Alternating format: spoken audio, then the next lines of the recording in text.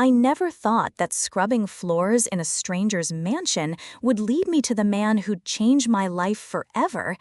But there I was, on my knees cleaning marble tiles, when I looked up and found him watching me with eyes that held secrets darker than the royal crest I'd just polished, not knowing I was staring at the lost Crown Prince of Valdoria, and he was looking at a descendant of his family's greatest enemy.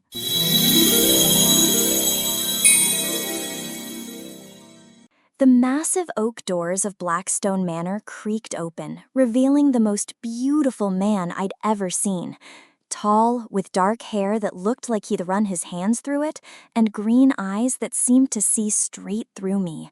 He wore a simple white shirt and dark jeans, but something about the way he carried himself screamed expensive education and old money.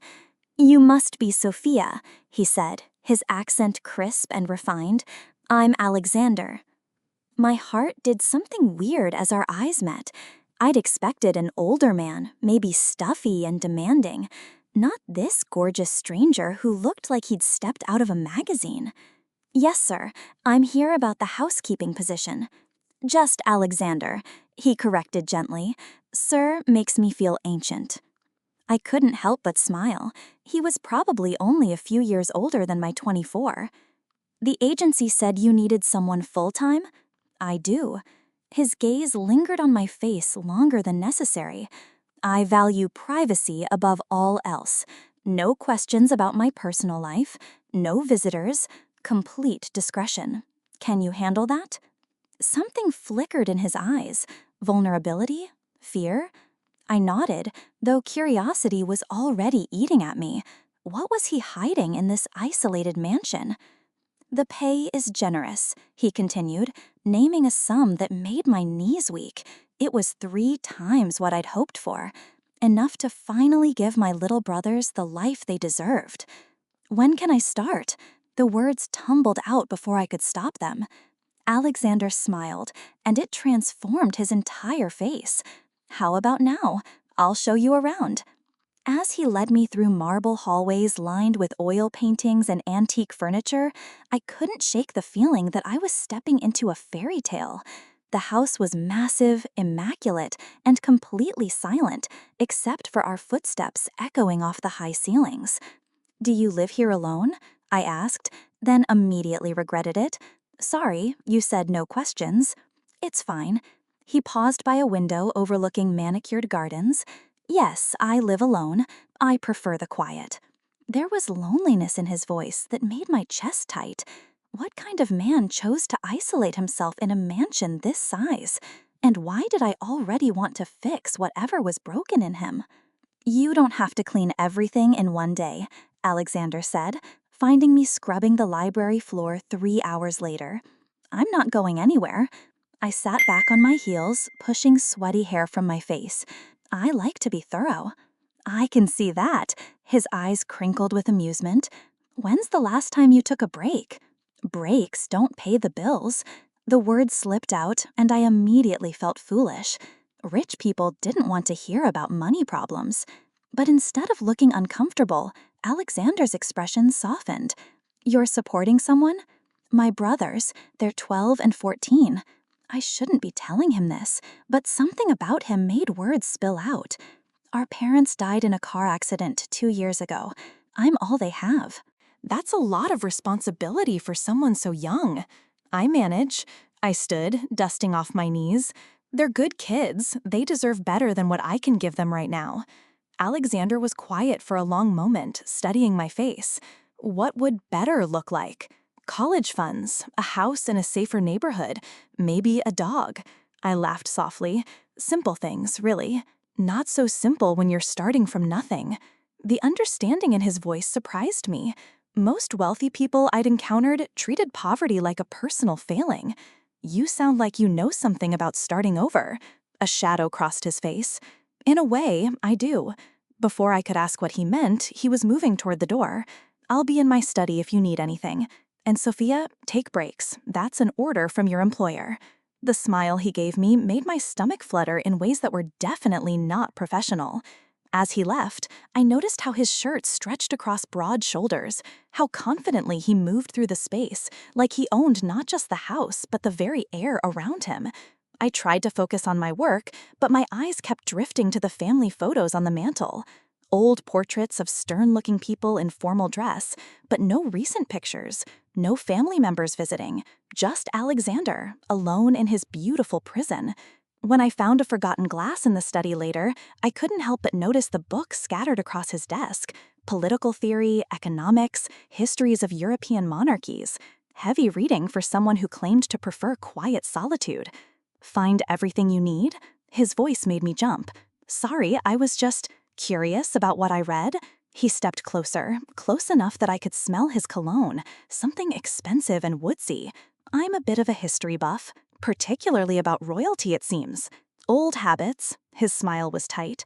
My family was very traditional. They believed in understanding the past to navigate the future. They're gone now. The pain in his voice was raw, immediate. It's just me. Without thinking, I reached out and touched his arm. I'm sorry, I know what that feels like. For a moment, we stood there in the quiet study, two people who'd lost everything, connected by grief and something else I couldn't name. His hand covered mine where it rested on his arm, warm and strong. "Thank you," he said softly. "It's been a long time since someone understood." When he looked at me like that, with such genuine warmth, I forgot about employer-employee boundaries. I forgot about being careful. I just saw a man who was as lonely as I was, surrounded by luxury but starving for real connection. "I should get back to work," I whispered, though I made no move to pull away. "You should," he agreed, but his thumb traced across my knuckles, sending sparks up my arm. We were playing with fire, and we both knew it. 2 weeks into working at Blackstone Manor, I'd established a routine that kept me busy enough to ignore my growing attraction to Alexander. But ignoring him was impossible when he kept appearing in whatever room I was cleaning, making conversation like he was hungry for human contact.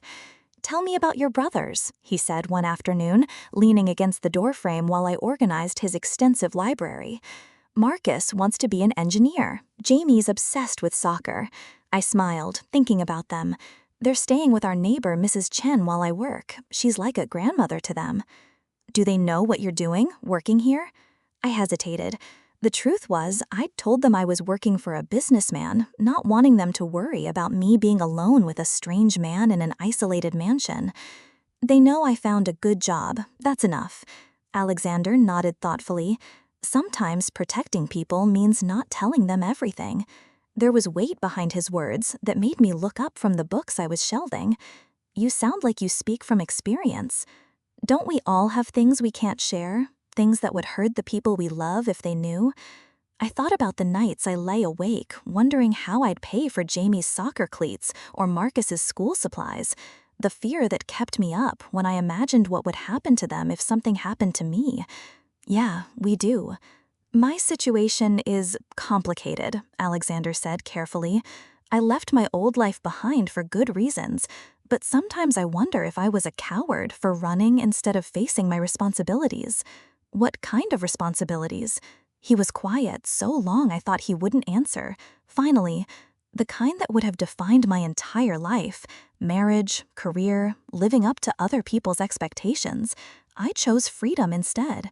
"That doesn't sound cowardly. That sounds brave." "Even if that choice hurt people who depended on me?" There was real pain in his voice. I set down the book I was holding and turned to face him fully. "Did you hurt them to be cruel, or did you hurt them to save yourself?" "To save myself." "Then you did what you had to do." I meant it. Sometimes survival looks selfish from the outside. Alexander's smile was sad but grateful. "You have a generous heart, Sophia." If only he knew how ungenerous my heart was when it came to him, how I found excuses to linger in rooms where he was working, how I'd started paying attention to what foods he liked so I could stock them when I did the shopping, how I lay in my small apartment at night thinking about the way he said my name. But I couldn't tell him that the girl who cleaned his house was falling for him. That would be crossing a line that could destroy the best job I'd ever had. What I didn't know was that Alexander was keeping secrets that made mine look tiny. The first sign that our peaceful bubble was fragile came on a Thursday morning when I arrived to find a black sedan in the circular driveway. Through the windows, I could see two men in expensive suits talking intensely with Alexander in his study. I tried to focus on my work, but their voices carried through the house, clipped, formal conversations in what sounded like several languages. Alexander's responses were sharp, authoritative, completely different from the gentleman I'd grown to know. When the men finally left, I found him standing in the garden, staring out at the mountains like he was seeing prison bars. "Everything all right?" I asked softly. He turned, and for a moment his expression was so raw, so haunted, that my heart clenched. Then the mask slipped back into place. Business associates, nothing to worry about. But I was worrying. The easy intimacy we'd built over the past weeks felt strained. Alexander was distracted, answering his phone at all hours and speaking in rapid bursts of what sounded like German or Italian. Sometimes I caught him looking at me with something that might have been regret. "I might need to travel soon," he said one evening as I was finishing up in the kitchen. "It could be an extended trip." "How extended?" The question came out sharper than I intended. "I don't know. Possibly permanent." My stomach throbbed. "Oh." "You'd be compensated, of course. Severance, references, whatever you need to find another position." "Right, of course." I kept my voice professional, even though inside I was screaming. How had I let myself get so attached? How had I forgotten that this was temporary? "Sophia," he stepped closer, close enough that I could see the conflict in his green eyes. "If circumstances were different—" "But they're not." I cut him off before he could say something that would make this harder. "I understand. This is a job, not whatever I was starting to think it was. It's not about what I want." "It never is it?" I untied my apron with shaking hands. "For people like us, it's always about duty, responsibility, what we owe other people." "People like us?"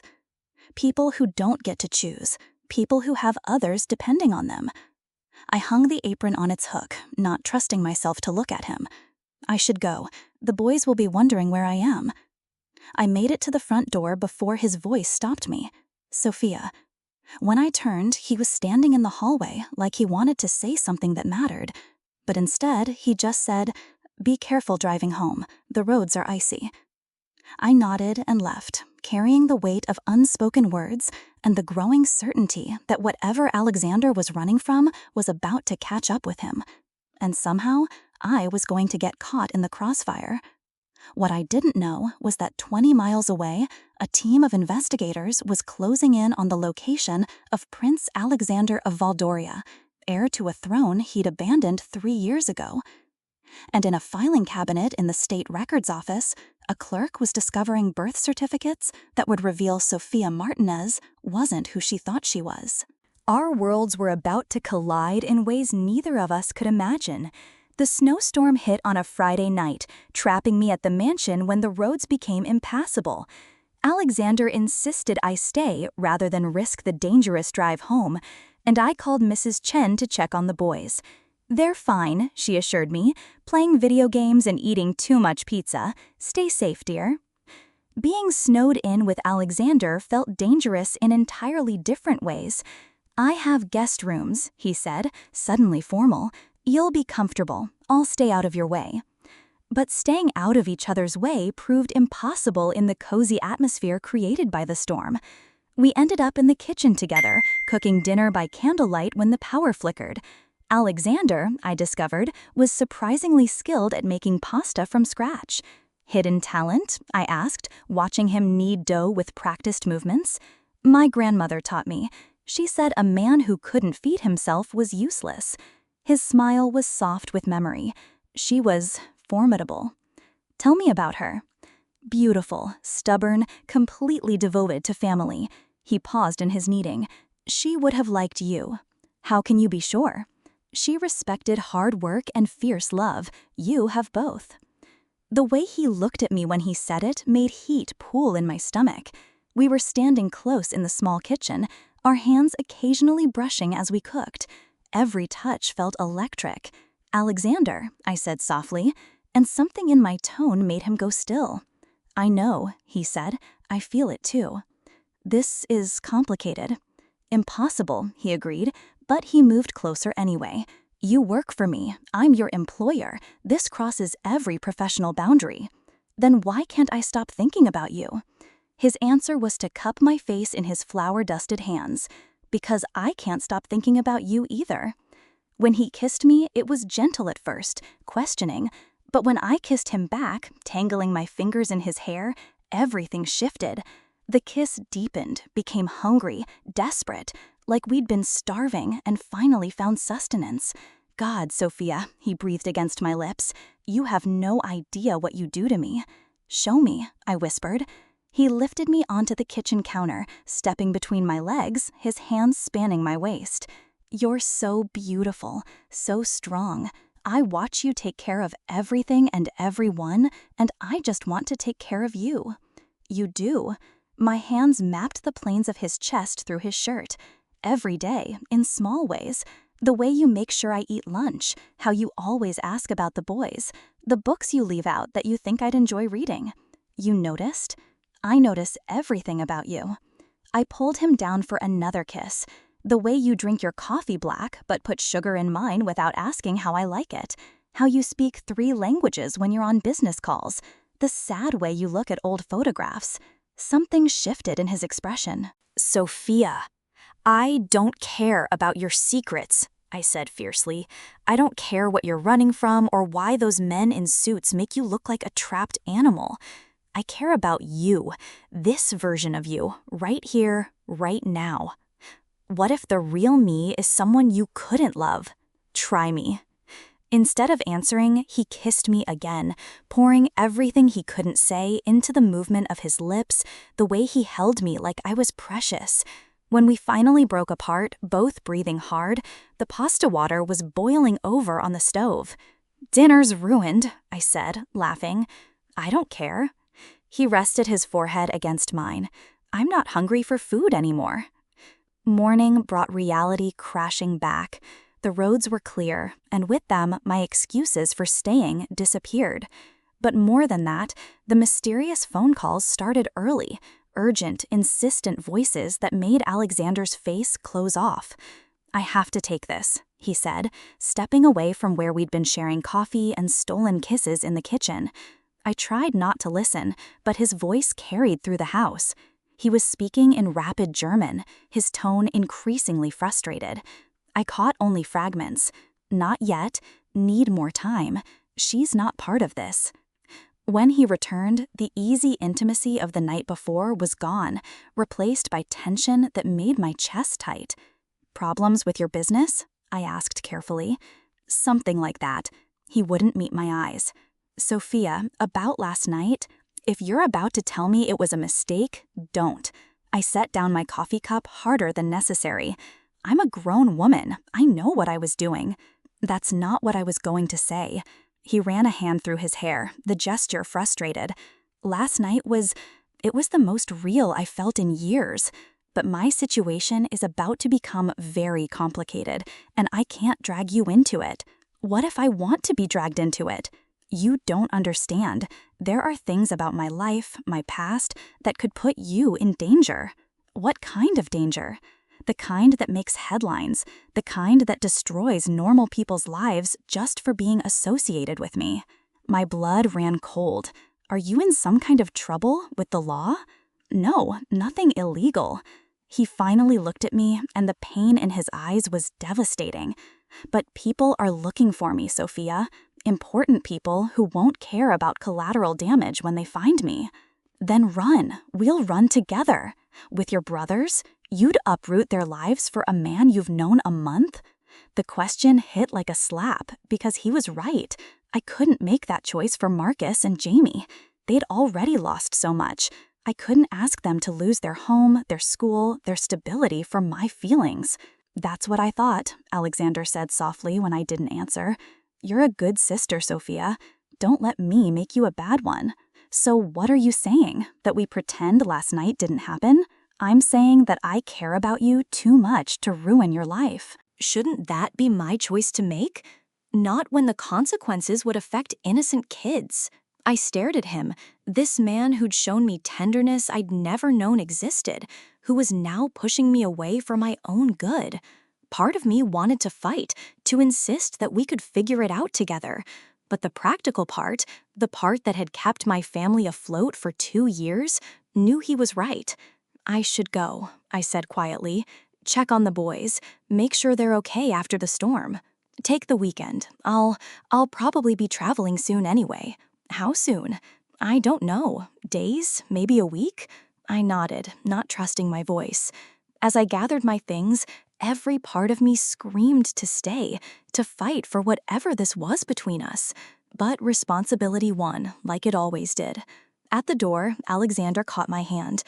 Sophia, if things were different, but they're not, I said, echoing his words from the day before.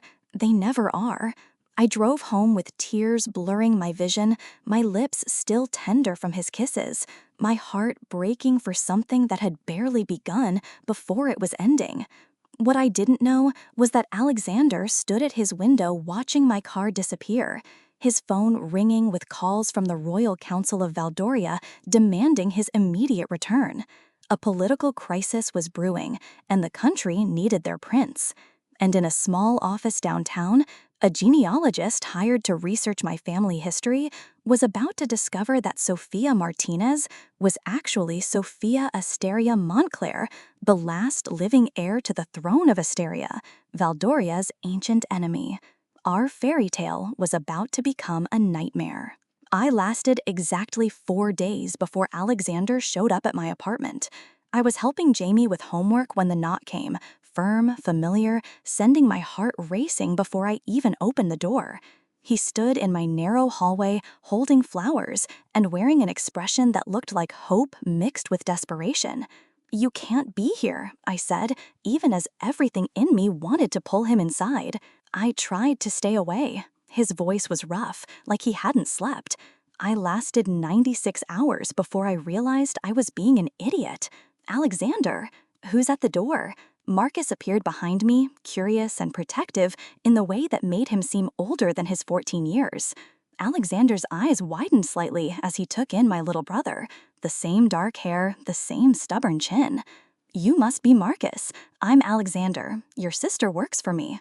"The mysterious rich guy," Marcus said, crossing his arms. "Sophia talks about you a lot." "I do not," I protested, feeling my cheeks burn. "She does," Jamie piped up, joining us in the doorway. "She makes that face when she reads your texts." "What face?" Alexander asked, and I could hear the smile in his voice. "The sappy one," both boys said in unison. "That's enough from the peanut gallery," I said firmly. "Go finish your homework." They retreated, but didn't go far. I could see them lurking in the living room, obviously listening to every word. "Can we talk?" Alexander asked softly. "Please?" I wanted to say no. I should have said no. Instead, I stepped outside, closing the door behind me. "You said people were looking for you. That being with me was dangerous." "It is." He stepped closer, and I caught that familiar scent of his cologne. But I realized something. I've spent 3 years running from danger, hiding from responsibility. Maybe it's time I stopped being a coward. "What are you saying?" "I'm saying that whatever comes, I want to face it with you beside me." He took my hands, and his were warm, steady. "I'm saying that in 1 month, you've become more important to me than anything I left behind." "Alexander, you don't understand. I can't just think about myself. Those boys in there." "I know, and I'm not asking you to choose between them and me. I'm asking you to let me help. Let me be part of your life. All of it." "How?" "Marcus needs tutoring in calculus. I have a degree in mathematics. Jamie's soccer team needs funding for new equipment. I have money I'm not using. Mrs. Chen mentioned her arthritis is acting up. I know excellent doctors."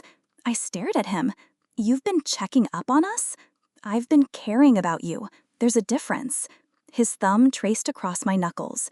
"Sophia, I know this is fast. I know it's complicated. But I also know that I've never felt about anyone the way I feel about you." "Which is?" like I could be the man I was meant to be instead of the one I was told to be. Before I could respond, my phone buzzed with a text from Mrs. Chen. "The boys are worried. Is everything okay?" I looked through my door's peephole to see Marcus and Jamie pressed against the living room window, watching us with obvious concern. "They're protective," I explained to Alexander. "Good. They should be. You're worth protecting." "Come inside," I heard myself say. "But we're taking this slow. And if you hurt them, I won't."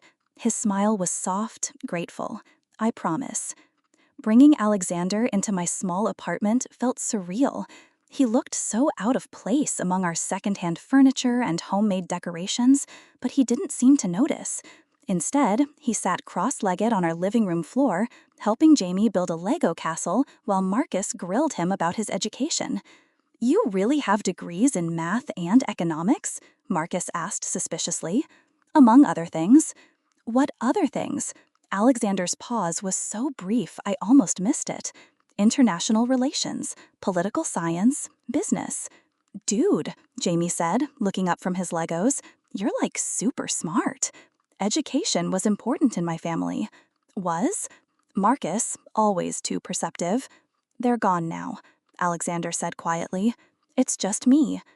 The boys exchanged a look that I recognized, the same look they'd given me when I'd first become their guardian.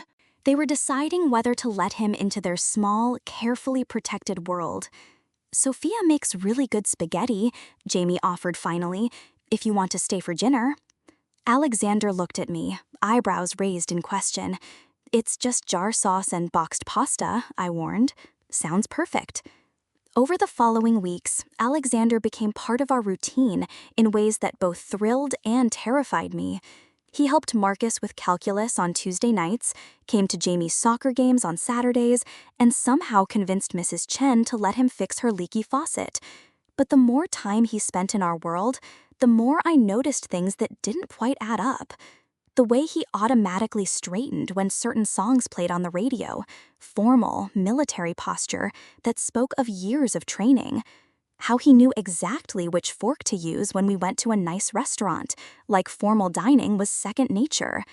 The careful way he deflected questions about his family, his past, his business. "You're not a businessman, are you?" I asked one evening as we walked home from Jamie's game. He was quiet for so long, I thought he wouldn't answer. "Not in the traditional sense, no." "What are you then?" "Complicated." "That's not an answer. It's the only one I can give you right now." I stopped walking, forcing him to turn and face me. "Alexander, those men who come to the house, they're not business associates. They're too formal, too deferential.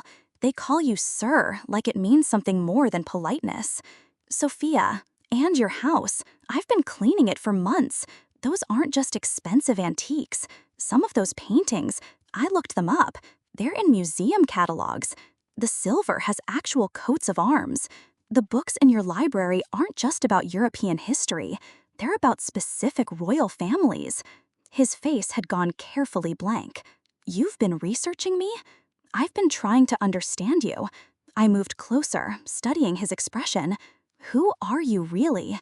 "I'm the man who's falling in love with you." The words hit me like a physical blow, stealing my breath. "Alexander, I know it's too soon. I know it's crazy. But I can't hide from you anymore, Sophia. Not about this. You're falling in love with me, but you can't tell me who you are?" "I will, soon. I just need a little more time to figure out how to do it without destroying everything we're building." What could be so terrible that— My phone rang, cutting off my question. Mrs. Chen's number flashed on the screen. "Sophia, dear, there are men here asking about you," she said without preamble. "Official-looking men with badges. They want to know about your family history." My blood turned to ice. "What kind of officials?" "Government types. They're asking about your parents, about where you were born. They have paperwork." Alexander was watching me intently, and I saw something flicker across his face. Recognition? Fear? "We'll be right there," I said, hanging up. "What's wrong?" Alexander asked. "Government officials are asking Mrs. Chen about my family." My voice was shaking. Alexander, what if they're from immigration? What if there's something wrong with our status? What if they take the boys? Hey, he caught my hands, steadying me. Whatever this is, we'll handle it together, I promise. But as we hurried toward Mrs. Chen's apartment, I caught Alexander checking his phone with an expression that looked suspiciously like guilt, like he knew more about these mysterious officials than he was letting on. And in the back of my mind, a terrible thought was forming. What if Alexander's secrets and my government visitors weren't coincidences? What if the man I was falling in love with was somehow connected to whatever was about to tear my life apart? The officials were gone by the time we reached Mrs. Chen's, but they'd left behind business cards and a manila envelope that made my hands shake. Genealogical services, I read aloud. They said they were researching your family tree for historical purposes. They left this. Inside the envelope were photocopied birth certificates, immigration records, and documents in what looked like official government letterhead. My parents' names were highlighted, along with places I'd never heard of. Asteria, Alexander said quietly, reading over my shoulder. You know what that is? His silence was answer enough. Alexander, my voice was dangerously calm. Why do you recognize the name of the country my parents apparently fled from? Sophia, I can explain. Explain what? That you've known who I am this whole time? That you've been lying to me for months? I didn't know, not until recently. I swear to you, I had no idea when I hired you that you had any connection to what? I was backing away from him, the boys watching with worried eyes. Connection to what, Alexander? To my family, to my country. The words hung in the air like a death sentence. Your country? My voice was barely a whisper. He looked at Mrs. Chen, at the boys, at anyone but me. Valdoria. Valdoria? I repeated the word like I was tasting poison. And Asteria is our neighbor, our historically complicated neighbor. Complicated how? Border disputes, political tensions, old grudges that go back generations. I sank into Mrs. Chen's kitchen chair, my legs suddenly unable to support me. What aren't you telling me? Alexander crouched in front of me, his face anguished. My full name is Alexander Crown Prince of Valdoria. And according to these documents, you're Sophia Asteria Montclair, heir to the throne of Asteria. The world tilted sideways. That's impossible, I breathed. Your parents fled during a political uprising 20 years ago. They changed their names, started over. They were protecting you from people who would have used you as a political pawn. And you knew this. Not when I met you. I swear, Sophia, I had no idea when I hired you that you had any connection to what? I was backing away from him, the boys watching with worried eyes. Connection to what, Alexander? To my family, to my country. The words hung in the air like a death sentence. Your country? My voice was barely a whisper. He looked at Mrs. Chen, at the boys, at anyone but me. Valdoria. Valdoria. I repeated the word like I was tasting poison. And Asteria is our neighbor, our historically complicated neighbor. Complicated how? Border disputes, political tensions, old grudges that go back generations. I sank into Mrs. Chen's kitchen chair, my legs suddenly unable to support me. What aren't you telling me? Alexander crouched in front of me, his face anguished. My full name is Alexander Crown Prince of Valdoria. And according to these documents, you're Sophia Asteria Montclair, heir to the throne of Asteria. The world tilted sideways. That's impossible, I breathed. Your parents fled during a political uprising 20 years ago. They changed their names, started over. They were protecting you from people who would have used you as a political pawn. And you knew this? Not when I met you. I swear, Sophia, I had no idea. But when my advisors started pressuring me to return home, when they told me about the political situation, they mentioned rumors about a surviving Asterian heir. I didn't make the connection until those investigators showed up. Investigators you sent? No, God, no. My counsel sent them. They're trying to locate you for political reasons I don't fully understand yet. I stood abruptly, needing distance from him. So this whole time, while I've been falling in love with you, while you've been playing house with my brothers, you've known that I'm supposed to be your family's enemy? You're not my enemy. But I am, aren't I? Politically, historically, I'm everything your family has been taught to hate. Sophia, please. No, I backed toward the door. No, I need to think. God, I need to figure out how to protect my brothers from whatever political nightmare you've brought into our lives. Let me help you. You've helped enough. The words came out cold, final. I trusted you. I brought you into my home, around my family. And the whole time, you were keeping this from me? I was trying to protect you. By lying to me? By giving us time to figure out what this means before the world found out. What it means is that everything between us has been built on lies. I turned to Marcus and Jamie, who were watching this disaster unfold with wide, frightened eyes. Pack your bags. We're going home. Sophia, wait. Alexander reached for me. Don't. I jerked away from his touch. Don't call me. Don't come to the apartment. Don't contact us at all. You can't run from this. If you're really who these documents say you are, hiding won't make it go away. Watch me. As I shepherded my brothers out of Mrs. Ten's apartment, I caught sight of Alexander's face, devastated, desperate, like I was taking his heart with me.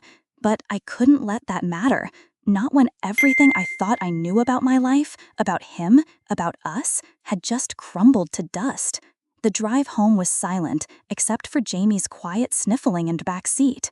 He didn't understand why we were leaving, why Alexander wasn't coming with us, why I was crying.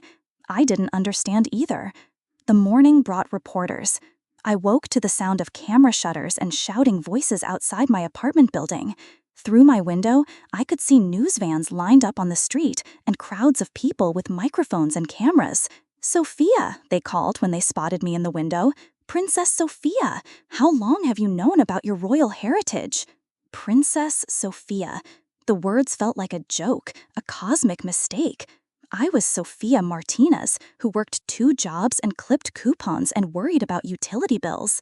I'd turned it off after the 15th call, but the boys were scared, and Miss Chen was fielding calls from neighbors asking what was happening. That's when the black sedans arrived. Through my peephole, I watched official-looking men and women in dark suits exit multiple vehicles. They moved with military precision toward my building, and my blood turned to ice. The knock on my door was firm, authoritative. Miss Martinez, or should I say Miss Montclair, we're from the State Department. We need to speak with you immediately. I looked at Marcus and Jamie huddled together on the couch, their faces pale with fear. Whatever was happening, they didn't deserve to be caught in it. Mrs. Chen, I called through the wall, can the boys come over? Within minutes, I'd hustled Marcus and Jamie next door, with whispered promises that everything would be okay, lies I hoped I could make true. When I opened my door, 6 people in expensive suits were waiting in my hallway. Miss Montclair, the woman in front said, I'm Agent Rodriguez with State Department Security. We have some urgent matters to discuss regarding your legal status and safety. My legal status? You are Sophia Asteria Montclair, daughter of Crown Prince Raphael Montclair of Asteria and Princess Isabella Valdoria Montclair, correct? My mother was Valdorian. The room spun slightly as the implications hit me. I don't know, I said honestly. Until yesterday, I thought I was Sophia Martinez, orphan from Chicago. Your parents fled Asteria during a coup attempt 20 years ago. Your father was assassinated 6 months later. Your mother brought you to the United States under assumed identities. Assassinated? The word came out as a whisper. The political situation in both Asteria and Valdoria has become complex. There are factions in both countries who would very much like to use your bloodline for their own purposes. What kind of purposes? Agent Rodriguez exchanged glances with her team. Miss Montclair, you are the legitimate heir to the throne of Asteria. And through your mother's line, you have a claim to Valdorian succession as well. The floor felt like it was dissolving under my feet. That's impossible. Which is why Prince Alexander's location has been such a closely guarded secret, she continued. Until now. My heart stopped. What do you mean? His Royal Highness Alexander Crown Prince of Valdoria has been living in exile for 3 years. Our intelligence suggests his cover was compromised when he made contact with you. Contact with me? Rage was building in my chest, hot and destructive. I'm his housekeeper. I didn't know who he was. But he knew who you were. No, he said he didn't know until recently. He said, Agent Rodriguez pulled out a tablet showing me photographs. Alexander meeting with official-looking people in expensive restaurants. Alexander on phone calls, clearly agitated. Alexander entering and leaving buildings marked with government seals. These were taken over the past month, Miss Montclair. Prince Alexander has been in regular contact with Valdorian intelligence regarding your identity and location. The betrayal hit like a physical blow. You're lying. I'm afraid not. We believe he was instructed to make contact with you as part of a larger political strategy. What strategy? A marriage alliance. The union of the Asterian and Valdorian royal lines would consolidate power in both countries and end decades of territorial disputes. I couldn't breathe. A marriage alliance. Miss Montclair, we have reason to believe that Prince Alexander's romantic pursuit of you was not organic. I was still reeling from the agent's revelations when Alexander appeared at my door that evening, somehow managing to slip past the reporters and security personnel. Sophia, thank God. I've been trying to reach you all day. Get out. I stood in my doorway like a barrier, not letting him inside. I know you're angry, but if you'll just let me explain. Explain what? How you've been lying to me from the beginning? How you knew exactly who I was and decided to play the long game? His face went pale. Who told you that? Does it matter? The State Department has photos, Alexander. Photos of you meeting with Valdorian officials, talking on secured phone lines, entering government buildings, all while you were pretending to be a lonely exile who just happened to need a housekeeper. It's not what you think. Really? Because what I think is that you orchestrated this entire thing. You needed to get close to the lost Asterian princess, so you posted a job listing and waited for me to apply. Sophia, no. I swear to you, I had no idea who you were when I hired you. But you figured it out pretty quickly, didn't you? And instead of telling me, you decided to seduce me, make me fall in love with you, soften me up for whatever political game you're playing. There's no game. His voice cracked with desperation. Yes, I've been in contact with my advisors. Yes, they told me about the political implications, but my feelings for you are real. How convenient that your real feelings align perfectly with your country's political needs. You think I planned this? You think I wanted to fall in love with someone I can't have? Can't have? I laughed bitterly. According to the State Department, a marriage between us would solve both our country's problems. Seems like you can have exactly what you want. What I want is you, not a political alliance, not a treaty negotiation. You, Sophia Martinez, who works 2 jobs and worries about her brothers and makes terrible coffee but tries so hard to take care of everyone around her. That person doesn't exist. The words tore out of me. She was a lie, just like everything else. I'm not Sophia Martinez. I'm some princess I don't know how to be, from a country I've never seen, with responsibilities I never wanted. You're still you. Am I? Because I feel like everything I thought I knew about my life, about my family, about you, was built on lies. Alexander stepped closer, and I saw tears in his eyes. Sophia, please. Yes, I should have told you sooner. Yes, I was a coward, but I was trying to protect what we had. By lying to me? By giving us time to be real before the world interfered. The world interfered anyway, and now I have to figure out how to protect my brothers from reporters and government agents and people who want to use me for political purposes, thanks to you. Let me help you. You've helped enough. I started to close the door, but he caught it. Sophia, I love you. No, you don't. You love the idea of me, the political convenience of me, the solution to your problems that I represent. That's not true, isn't it? Tell me honestly, if I wasn't the Asterian heir, if marrying me wouldn't benefit your country, would you still be here? The pause before he answered told me everything I needed to know. I see, I said quietly. Sophia, wait. No, we're done. Whatever this was, whatever you thought it was, it's over. You can't just walk away from who you are. Watch me.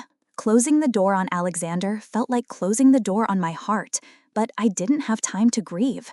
The boys needed protection, and our simple life was imploding faster than I could contain the damage. Mrs. Chen knocked an hour later, looking worried. Sophia, dear, there are more officials here.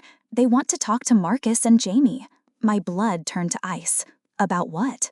Something about their legal status, whether they're really your brothers or if you're their legal guardian. The fear that had been lurking in the back of my mind crystallized into panic. If the government discovered that I wasn't really Sophia Martinez, what did that mean for the boys? I'd been their guardian under a false identity. Were they about to be taken away from me? I found the boys sitting stiffly on Mrs. Chen's couch while two new agents, different from the morning team, asked gentle but probing questions. We're just trying to establish the legal relationship, one agent explained when she saw me. Since Miss Martinez, Miss Montclair, your identity situation is complex, we need to ensure that children's welfare is protected. They're my brothers, I said firmly. Legally adopted? Foster placement that became permanent guardianship. Under the name Sophia Martinez. Yes, which is not your legal name. The trap closed around me with bureaucratic precision. Everything I'd built, every legal document that protected my family, was based on an identity that didn't exist. What does this mean? Marcus asked, his voice small and scared. It means, the agent said gently, that we need to sort out some paperwork, make sure everyone's status is clear and legal. You're taking them away from me, I said, the words barely audible. We're ensuring their protection. This situation has attracted international attention. There are security concerns. Security concerns? Miss Montclair, you are now a person of significant political interest.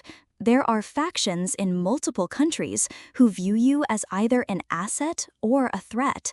Your safety and the safety of those close to you cannot be guaranteed in your current situation. What are you saying? We're saying that protective custody might be necessary while we sort out the legal and political implications of your identity. Protective custody. The euphemism for everything I'd feared most, losing control, losing my family, becoming a pawn in games I didn't understand. And if I refuse? Miss Montclair, with respect, refusal may not be an option. You are technically foreign royalty on U.S. soil. The boys are minors in a potentially dangerous situation.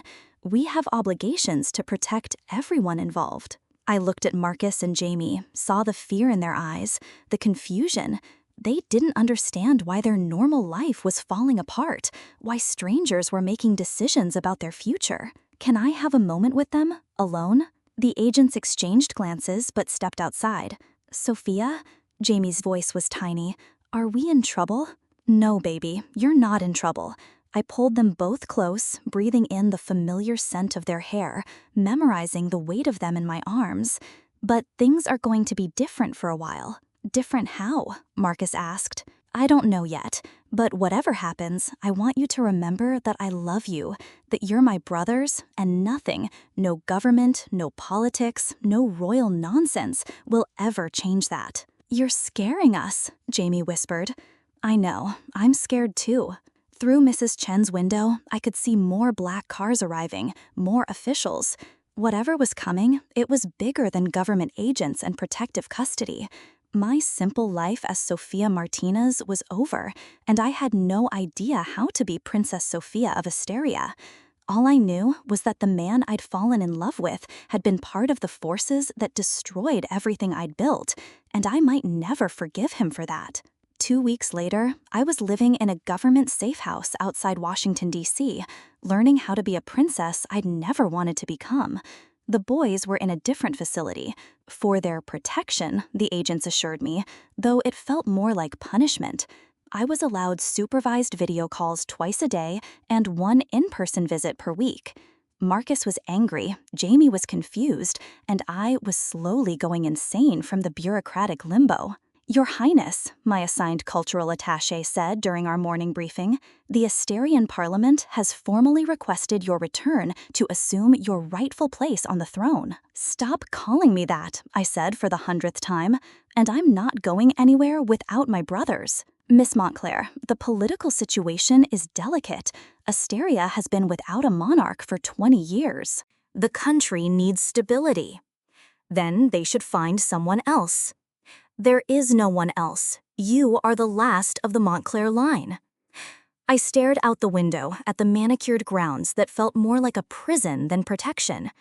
Somewhere in this same complex, Alexander was being debriefed by his own government officials. We hadn't spoken since that night at my apartment, but I knew he was here. I could feel his presence like an ache. What about Prince Alexander? I asked, hating myself for caring. His situation is equally complex. Valdoria is pressuring him to return and assume the throne. The political crisis has escalated since your identities became public. What kind of crisis? Border tensions, economic instability. Both countries are looking to their royal families for leadership. And marriage between us would solve these problems? The attaché's carefully neutral expression was answer enough. I see. So this was never about what Alexander and I wanted. We're just convenient political solutions. Your Highness, royal marriages have always served political purposes. That doesn't mean they can't also be personally fulfilling. Have you ever been in love? I asked suddenly. She blinked, caught off guard. Yes, I have. Would you marry someone else for political convenience, even if you loved your original partner? That's not the same situation, isn't it? I fell in love with a man who may have been lying to me from the beginning. Now I'm supposed to marry him to solve problems I didn't create in countries I've never seen? Miss Montclair, perhaps it would help to speak with Prince Alexander directly, clear the air. No, the word came out harder than I intended. I have nothing to say to him. But that was a lie. I had 1,000 things to say to Alexander. I wanted to scream at him for lying to me. I wanted to ask if any of it had been real. I wanted to know if he thought about me at night, if he missed the easy intimacy we'd built before everything fell apart. Mostly, I wanted to know if there was any way back from the wreckage of our lives. The crisis that changed everything started with a phone call at 3 a.m. Miss Montclair, you need to see this. Agent Rodriguez was at my door, tablet in hand, face grim. The news footage showed crowds in the streets of Valdoria's capital, protesters demanding Prince Alexander's return. But these weren't peaceful demonstrations. Windows were broken, fires burned in the streets, and police in riot gear struggled to maintain order. What's happening? Economic collapse. The government Alexander left behind has been ineffective, and neighboring countries are taking advantage of the instability. People are scared, angry. They want their prince back. And Asteria? More footage, similar scenes of unrest, but these protesters were calling for Princess Sophia, signs with my face, demands for the return of the Montclair line. Your countries are falling apart, Rodriguez said bluntly, and the international community is getting nervous about regional stability. What does that mean for me, for the boys? It means the pressure to resolve this situation is about to get a lot more intense. She was right. By noon, I had calls from the Secretary of State, the British ambassador, and 3 different European prime ministers, all with the same message. The situation was untenable, and action needed to be taken. There's something else, Rodriguez said as we watched the latest news reports. Prince Alexander has requested a meeting with you. My heart did something complicated. What kind of meeting? He says he has information about your brother's situation, something about their legal status that you need to know. What about their legal status? He wouldn't say, only that it was urgent and affected their safety. Fear gripped me. Are they okay? Has something happened? They're fine, but Miss Montclair, I think you should take the meeting. Every rational part of me said no. Seeing Alexander would only make everything harder, more painful. But if this was about Marcus and Jamie's safety, I didn't have a choice. Fine, but it's business only. I want witnesses present. Of course. An hour later, I was sitting in a sterile conference room, waiting for the man who'd broken my heart to walk through the door. When he did, the air left my lungs. He looked terrible, thinner, pale, like he hadn't slept in weeks. His usually perfect hair was disheveled, and there were shadows under his green eyes that spoke of grief. But when he saw me, his face lit up with such relief, such longing, that I had to grip the table to keep from reaching for him. Sophia. My name on his lips was a prayer. "It's Miss Montclair," I said coldly. "And you said this was about my brothers." Pain flashed across his face, but he nodded and sat across from me. Between us, government officials from both our countries watched like referees at a boxing match. "It's about their immigration status," Alexander said. "When your parents changed identities, they used forged documents. The boys' adoption papers, their citizenship, it's all based on fraudulent documentation." My blood turned to ice. What does that mean? It means that technically they're undocumented immigrants. If the wrong people find out, they could be deported. Deported where? They're American citizens. Not legally. Sophia, I'm sorry, but the bureaucratic situation is a nightmare. Unless their status is resolved through proper channels, they're vulnerable. How do you know this? Alexander's jaw tightened. Because my advisors investigated everyone close to you. They wanted to know what leverage points existed. Leverage points? Rage was building in my chest. You mean threats against my family? I didn't ask for the investigation, but when I found out about it, I made sure the information was classified, protected. How generous of you. Sophia, please, I know you hate me. I know I've destroyed everything between us. But those boys don't deserve to pay for our mistakes. Our mistakes? My mistakes, he corrected. This is my fault. All of it. Looking at him across the table, seeing the genuine anguish in his eyes, I felt my anger waver for the first time in weeks. What are you saying? I'm saying that there's a way to protect them, to give them legal status, citizenship, everything they need to be safe. How? Alexander took a deep breath. Marry me. Absolutely not. I stood so fast, my chair fell backward. Sophia, wait. No, I will not marry you to solve a bureaucratic problem. I will not use my brothers as an excuse for a political alliance. It's not just about politics anymore. Alexander stood too, his hands spread on the table between us. Yes, our marriage would solve problems for both countries. Yes, it would protect Marcus and Jamie's legal status. But that's not why I'm asking. Then why are you asking? Because I love you. Because I've spent 2 weeks in hell realizing that everything I thought mattered, duty, honor, political stability, means nothing without you. The words hit me like physical blows, but I couldn't let them matter. You had your chance to choose me. You chose politics instead. I chose wrong. Did you? Because it seems like everything worked out perfectly for you. The lost princess falls in love with the exiled prince. How convenient. You think this is convenient? Alexander's voice cracked. You think any of this has been easy? I think you're very good at making the best of bad situations.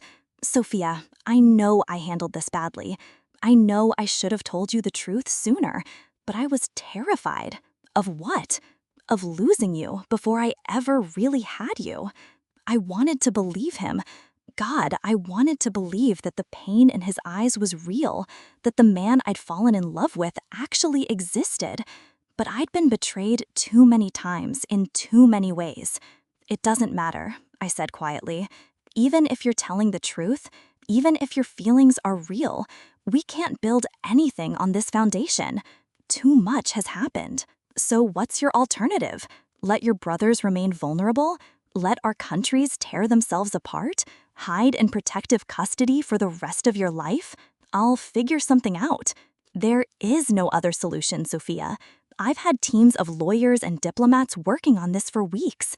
Marriage is the only legal mechanism that resolves all the issues simultaneously.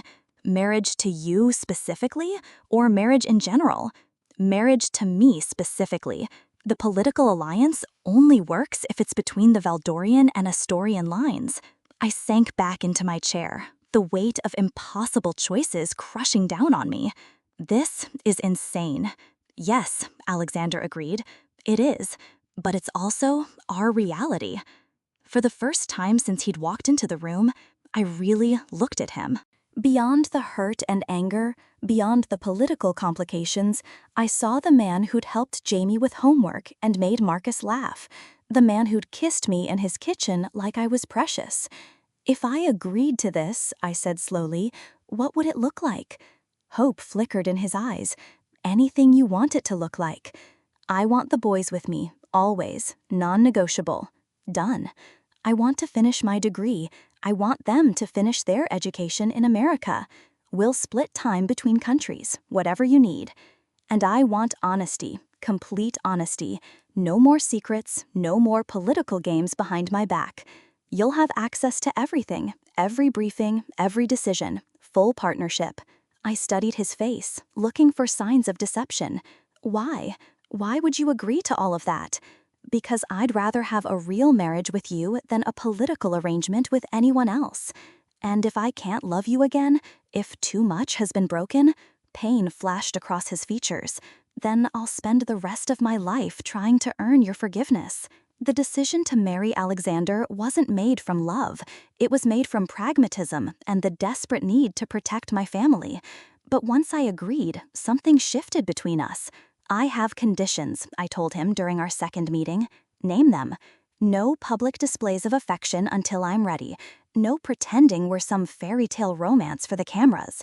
We're honest about what this is, a political alliance that we're trying to make work personally. Agreed. And you prove to me that your feelings are real, not through grand gestures or royal perks, but through the small things, the everyday choices that show me who you really are. How do I do that? Start by helping me navigate this royal transition without losing myself in it. Over the following week, Alexander kept his word. While our respective governments planned a wedding that would be watched by millions, he focused on me.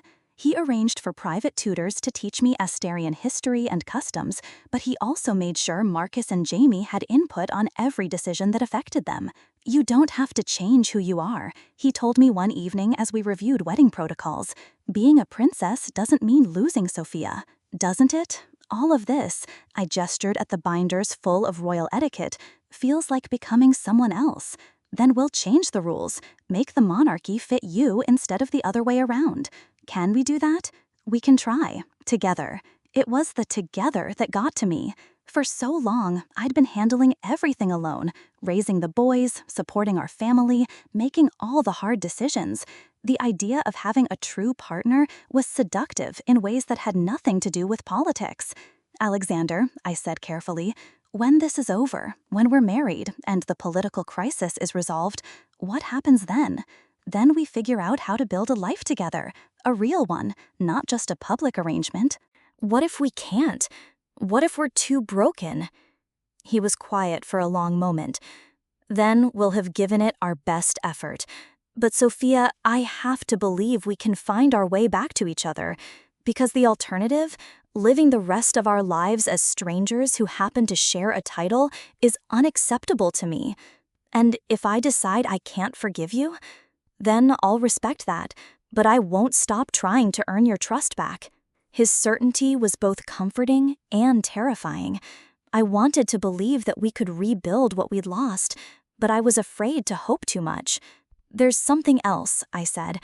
I need to know about your advisors, your family's expectations. If we do this, if we try to make this marriage real, I need to know that you'll choose me over political convenience every time. I will. Even if it means making unpopular decisions, even if it means standing up to people who think they know what's best for your country, especially then. Alexander reached across the table and took my hand, the first time he'd touched me since that night in my apartment.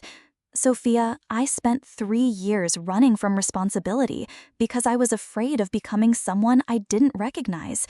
But being with you, loving you, it showed me who I actually want to be, which is a man worthy of your love, a king worthy of his people, someone who makes decisions based on what's right, not what's easy. I looked down at our joined hands, his warm and steady around mine. I'm scared, Alexander. Of what? Of believing you again, of letting myself hope that this could work. I'm scared too, he admitted, but I'd rather be scared with you than safe without you.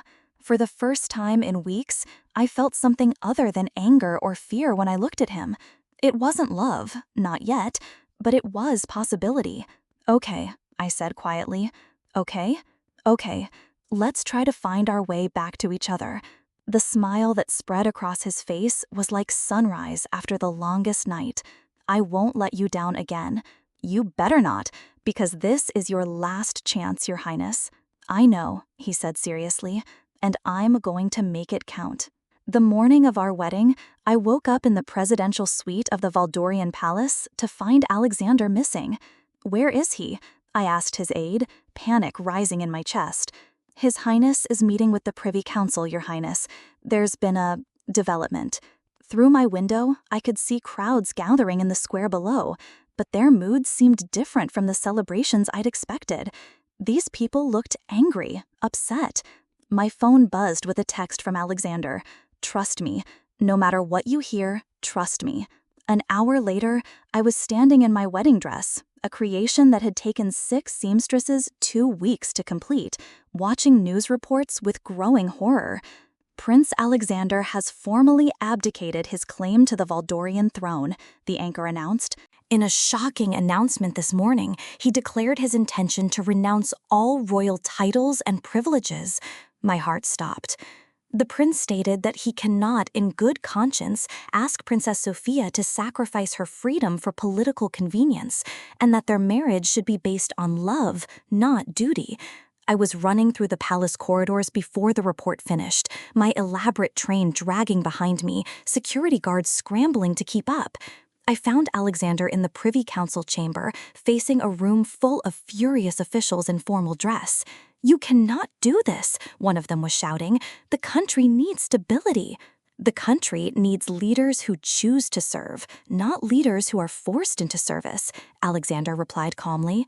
"Your Highness," I said from the doorway, and every head in the room turned. Alexander's face transformed when he saw me. "Sophia, you look confused, terrified, furious." I stepped into the room, and the officials scrambled to bow. "What the hell are you doing?" "Setting you free." "From what?" "From having to marry me for political reasons, from being trapped in a life you never chose." I stared at him, this man who was throwing away a kingdom for me. "Are you insane?" "Probably." "Alexander, thousands of people are counting on this wedding. Our countries need this alliance. Our countries need leaders who want to lead, not people forced into service by circumstances. And you think abdicating solves that? I think giving you a choice solves that." The room was dead silent, every official hanging on our words. "So what are you asking me?" I said quietly. "I'm asking you to marry me anyway. Not because you have to, not because it solves political problems, but because you want to, because you believe we can build something real together. And if I say no, then you're free. The boy's citizenship will be resolved through other channels. I've already made arrangements. You can go back to Chicago, finish your degree, live whatever life makes you happy. And you? I'll figure something out, maybe become a math teacher." His smile was sad but genuine. "I hear there's demand for calculus tutors." I looked around the room at all the powerful people whose careful plans were crumbling because one stubborn prince decided love mattered more than politics. "You're all idiots," I announced. "Your Highness?" one of the advisors ventured. "Not you, him," I pointed at Alexander. "Did it occur to you to discuss this with me before you abdicated a throne? I wanted it to be your choice entirely." "My choice?" I was laughing now, slightly hysterical. Alexander, I spent weeks learning how to be a princess. I memorized your country's history, practiced royal protocols, figured out how to balance duty and love. And now you're telling me it was all optional? Sophia, I choose you, you magnificent idiot. I choose the throne, the responsibility, the political complications, all of it. But I choose it with you, as your partner, not your obligation. The relief on Alexander's face was blinding. Are you sure? I'm sure that I love you. I'm sure that we can make this work if we do it together, as equals. And I'm sure that if you ever make a decision this big without consulting me again, I'll have you thrown in the palace dungeon. Valdoria abolished dungeons in 1847. Then I'll have new ones built. He was moving toward me now, hope and love and joy radiating from every line of his body. Sophia, also, we're rewriting half of these protocols. Royal or not, I'm not curtsying to people all day. Done. And the boys get official titles, Prince Marcus and Prince Jamie, non-negotiable. They'll love that. And we're splitting time between countries equally. I won't abandon my heritage, but I won't abandon my home either. Whatever you want. What I want, I said, stepping close enough to touch him, is a real marriage, with a husband who tells me the truth, trusts me with decisions, and remembers that I'm strong enough to handle royal life. What I want, Alexander said, framing my face in his hands, is a life with the woman I love. Everything else is just details. Good answer. When he kissed me, it was different from that first kiss in his kitchen. This wasn't desperate or uncertain. It was a promise, a beginning. The room around us erupted in relief and applause, but I barely heard it. All that mattered was Alexander's arms around me, his whispered, "I love you," against my lips, and the certainty that we were choosing each other freely. So, I said, when we finally broke apart, I believe we have a wedding to attend. We do indeed, Your Highness. Princess Sophia, I corrected with a smile. I think I can live with that. As we walked back toward the wedding preparations, hand in hand, I caught sight of Marcus and Jamie in the doorbay, dressed in miniature royal uniforms, grinning like they'd won the lottery. Does this mean we get to live in a castle? Jamie asked. It means we get to live together, I said, pulling them both into a hug. Everything else is just bonus. Cool, Marcus said, trying to sound nonchalant. I guess Alexander's okay, for a prince. High praise, Alexander said solemnly. I'll try to live up to it. You better, both boys said in unison. And I realized that this moment of my chosen family accepting each other was worth more than any crown. 1 year later, I stood in the same palace corridor where Alexander had abdicated his throne, but now I was reading briefing notes for a joint economic summit between Valdoria and Asteria. The girl who'd once cleaned these floors was now helping to shape policy that affected millions of people. Any regrets? Alexander asked, finding me there during a break between meetings. About marrying you? Never. I looked up from my notes to find him watching me with that soft expression that still made my heart flutter. About the royal life? Sometimes. What parts? The parts where we have to be diplomatic when what I really want to do is tell certain ministers exactly how stupid their proposals are. Alexander laughed. You told the Asterian finance minister his budget projections were mathematically embarrassing just this morning. That was diplomatic. I wanted to call them criminally negligent. This is why I love you. Because I'm tactless? Because you're honest?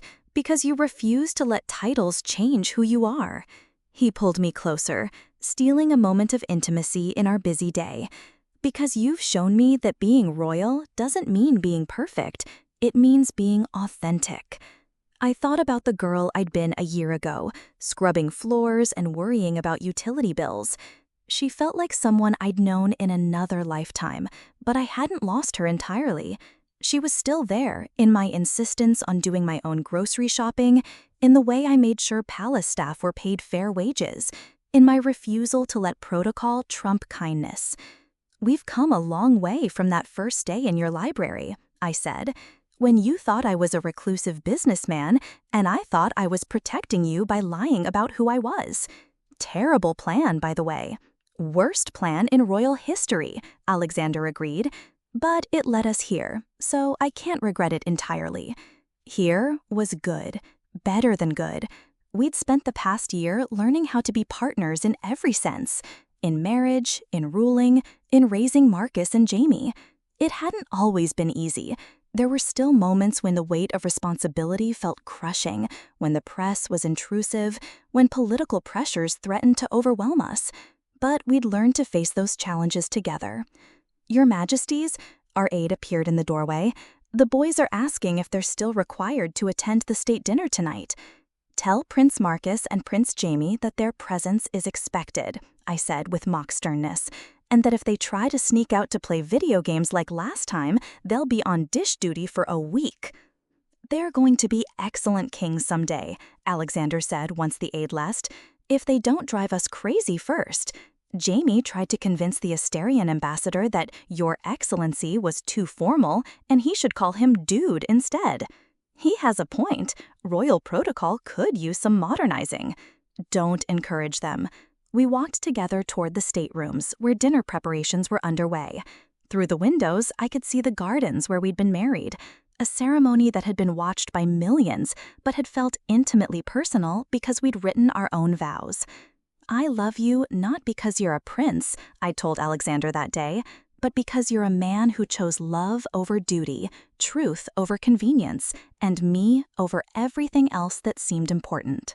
I love you not because you're a princess, he'd replied, but because you're a woman who taught me that strength comes from serving others, that leadership means lifting people up, and that home isn't a place, it's wherever you are.